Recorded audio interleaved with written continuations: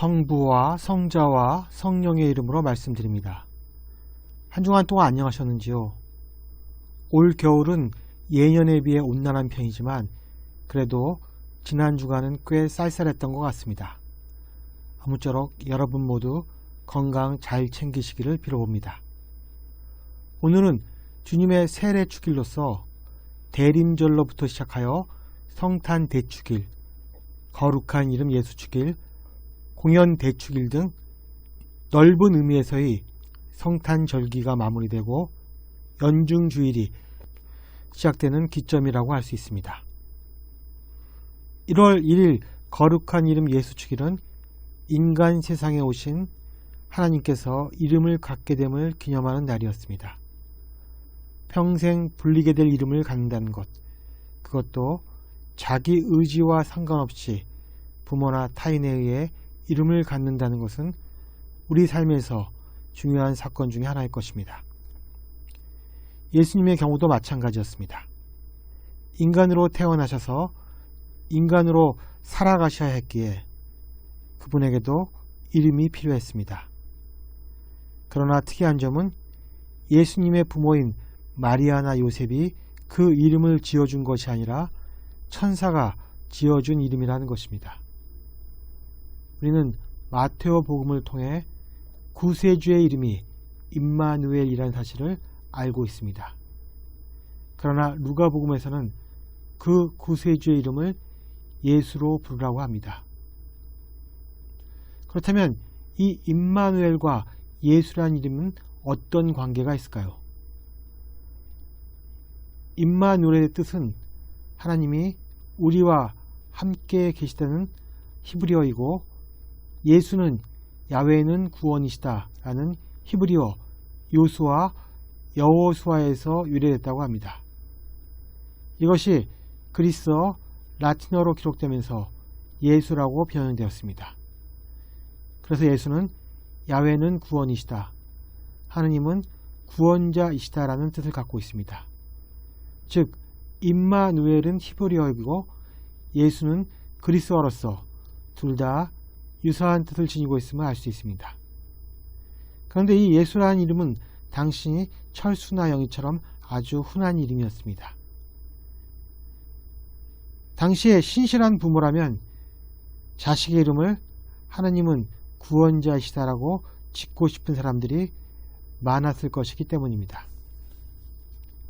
하나님께서 천사를 시켜 이름을 예수라 지은 이유는 장삼 이사처럼 두드러짐 없이 평범하게 세상을 살아가는 민초들과 동고동락을 하라는 뜻에서 지어진 것으로 이해하는 것이 타당하리라 봅니다. 이제 예수라는 이름을 부여받은 아기가 사람들 앞에 그 모습을 드러냅니다. 그 날을 기념하여 제정한 축일이 바로 1월 6일 공연 대축일입니다. 공연 대축일은 에피파니라고 합니다. 그 뜻은 바로 신성의 드러남, 나타남을 의미합니다. 예수께서 구세주 되심을 세상에 공적으로 알리는 것을 기념하는 축일인 것입니다. 오늘 주님의 세례 축일은 바로 예수님 공연의 완결에 해당되는 축일이자 예수라는 평범한 이름이 어떤 방식으로 세상에 드러나는가를 보여주는 날인 것입니다. 오늘 누가복음은 예수께서 세례 요한에게 세례를 받는 장면을 소개하고 있습니다. 이 장면은 마테오, 마르코, 누가복음서에 등장하는데 그 중에서 마테오복음이 이 장면을 가장 자세하게 묘사하고 있습니다. 세례 요한이 요르단강에서 사람들에게 세례를 베풀 때 사람들은 혹시 세례 요한이 자신들이 기다리던 그리스도는 아닐까라는 의문을 가졌습니다. 그러나 세례 요한은 자신은 물로 세례를 베풀지만 내 뒤에 오실 분은 성령과 불로써 세례를 베푸실 것이라고 하면서 자신은 절대 그리스도가 아님을 분명히 밝혔습니다. 그리고 그분은 자신과 비교하면 더할 나위 없이 훌륭한 분으로서 자신은 그분의 신발끈을 풀어드릴 자격조차 없으며 타작마당에서 키를 들고 알곡과 쭉정이를 가르듯 그렇게 사람들을 가려낼 것이라고 예고하셨습니다. 세례 요한의 세례는 죄의 회개를 위한 세례였습니다. 사실 세례를 통해 죄를 사함 받는 방법은 이스라엘 사람들의 전통적인 방법은 아니었습니다. 구약시대에 죄를 사함 받기 위해 이들이 행한 전통적인 방법은 소나 양, 염소, 비둘기 등을 태우던 번제였던 것입니다. 세례를 처음 시도한 사람들은 쿰란 공동체에 속한 에세네파 사람들이었다고 합니다. 그들은 공동체를 위해 자주 씻는 정결 예식을 철저히 지켰습니다. 그러나 이것은 스스로를 씻어내는 것으로 세례 요한이 행한, 즉 베푼다는 의미의 세례는 아니었던 것입니다. 아마도 에스네파 소속이었던 세례 요한이 자신이 속했던 공동체의 방법을 빌려와 사람들에게 죄를 사하는 예식으로서의 세례로 정착시켰을 것으로 추측됩니다. 따라서 당시의 관점으로 보면 세례 요한의 세례는 상당히 이단적인 예식으로 비춰질 수 있는 것이었습니다. 그래서 요한복음에는 바리사이파 사람들이 세례 요한에게 당신이 그리스도도 아니요 엘리야도 아니요 그 예언자도 아니라면 어찌하여 세례를 베푼가라고 따지는 장면이 나옵니다. 그럼에도 불구하고 세례 요한의 세례에는 많은 사람들로부터 호응을 이끌어내는 진정성이 담겨 있었습니다. 사람들이 그를 예언자로 믿고 따랐기 때문이었습니다. 이처럼 세례 요한의 세례에는 권위가 있었습니다. 따라서 아무나 세례를 받을 수 있는 것이 아니었습니다. 세례란 세례를 받으려고 하는 사람의 신중한 태도와 마음가짐, 그리고 세례 이후에 성실한 행동이 뒤따르지 않으면 받을 수 없는 것이었습니다.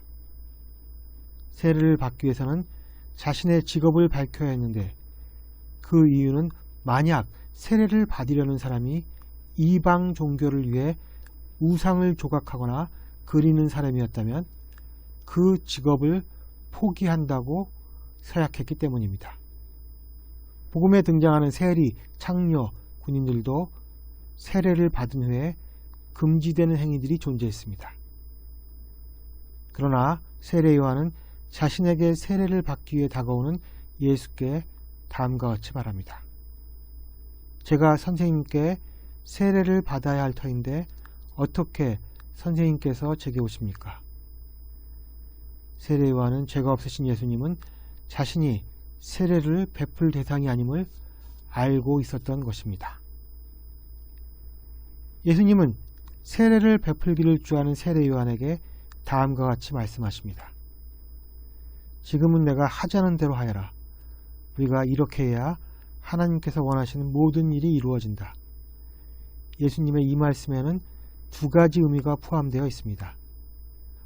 먼저 예수께서 세례 요한에게 세례를 받고자 함은 하나님께서 원하시는 일이라는 것입니다. 그렇게 해서 하나님께서 원하신 일이 이루어진다면 인간의 합리적 판단에 의한 결정은 부정될 수 있습니다. 왜냐하면 그와 같은 자기 부정이 있는 곳에 하나님의 성령이 내리시기 때문입니다. 이처럼 예수님은 자기 부정을 통한 철저한 순종으로 하나님의 뜻과 일치를 이루고자 했습니다. 또한 다른 사람들과 마찬가지로 사람들 틈에서 세례를 받았다고 하는 것은 예수님 스스로가 평범한 사람들 가운데 한 사람이 되고자 했다는 것입니다. 즉 당신을 죄 많은 이스라엘 사람들과 동일시했다는 뜻입니다. 당신이 받는 세례도 당신의 이름처럼 다른 사람들과 똑같이 평범하기를 원하셨던 것입니다. 예수라는 이름이 빛났던 현장이 바로 세례에서였습니다. 예수님은 이것이 하나님의 뜻임을 알고 계셨습니다. 즉 사람들과 동등한 방법으로 세례를 받으심으로써 당신과 메시아의 시대를 대망하는 당대의 사람들을 조용하고 겸손하게 결합시키고자 하신 것입니다. 비록 예수께서 다른 사람들과 똑같은 세례를 받았지만 다른 사람들에게는 나타나지 않은 독특한 경험 두 가지가 있었습니다. 하나는 하나님의 성령께서 비둘기 모양으로 예수께 내려왔던 것입니다. 비둘기 모양을 한 성령은 오래전 죽음에서 건져진 새로운 세계를 노아에게 알려준 새가 비둘기였음을 떠올리게 합니다. 이런 비둘기의 의미와 결합된 성령은 이제 새로운 세상이 열리고 있음을 보여주는 표징이 되는 것입니다. 이 상징으로 인하여 새로운 세상을 여실 분은 예수님이라는 사실이 세상에 알려집니다. 이제 새로운 세상인 하나님 나라는 하나님의 성령께서 예수님을 통해 활동하실 때 비로소 첫 발을 내딛게 되는 것입니다. 더불어 이런 소리도 들려옵니다. 너는 내가 사랑하는 아들, 내 마음에 드는 아들이다. 예수님이 종이 아니라 하나님의 아들로 선택하신 분이심이 사람들에게 선포됩니다. 즉 예수님은 지금까지 하나님의 종으로서 활동했던 숱한 예언자들과는 전혀 다른 위상을 지닌 명실상부한 아들의 자격으로 오신 것입니다.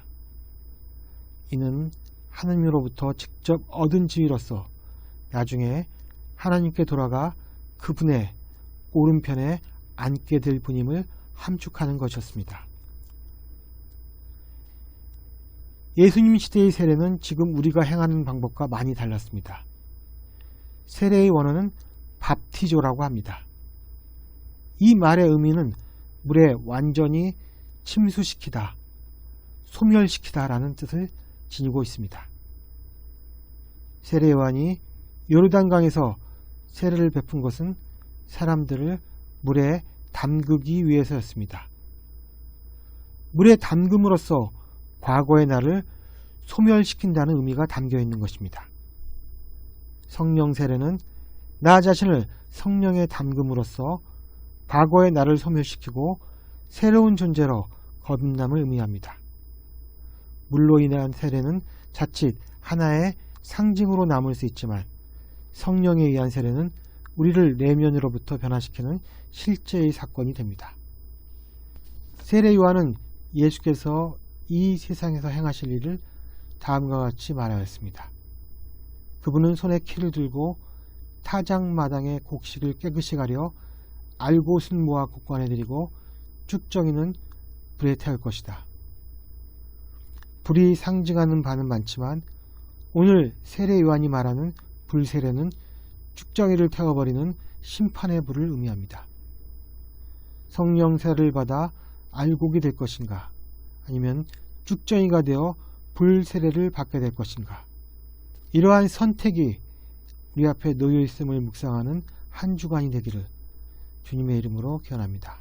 성부와 성자와 성령의 이름으로 말씀드렸습니다. 아멘.